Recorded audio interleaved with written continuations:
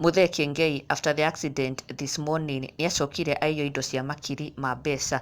While he was trying to assess the situation, to assess the accident and the damage on his car, someone managed to sneak into the car and stole his equipment. Among them was his phone and 2 tablets, and this is what he wrote on his Facebook page after the accident, saying, "Now, away from speed judges who are comfortably in bed while I was driving in the early morning, remember that the road is still there. Learn from my situation, that these things are happening, and be careful and cautious if you tend to think that I was not." Now, a boda boda guy, while I was still assessing my situation, managed to open the passenger door and got away with my items: a black Samsung S21 Ultra phone, a black Samsung tablet, and a white Apple Mac tablet with a keyboard.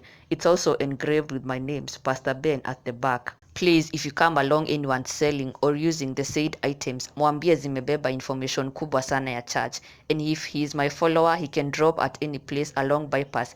Ndagakiage thayo tuhu.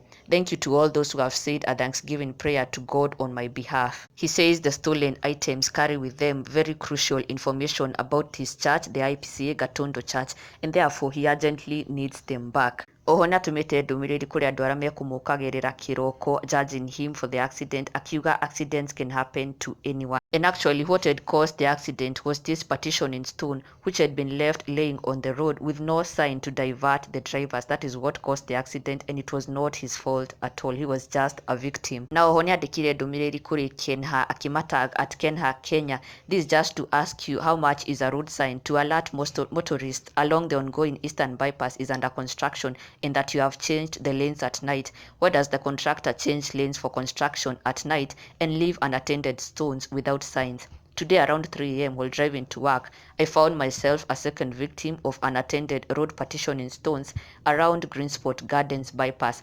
I passed at the same place yesterday and the lanes were just normal, only to be diverted at night by the contractor without a road sign that there is ongoing construction on the normal lane. I've also learned through boda boda guys who came to my rescue that they will lay to rest one of their colleagues tomorrow who died around Wakalusi due to the same unattended stones. Tonight I had to use my reflectors to alert motorists that the lanes had been switched at night. Well, he has given an insight of how the accident happened, and he says he's the second victim that this has happened to.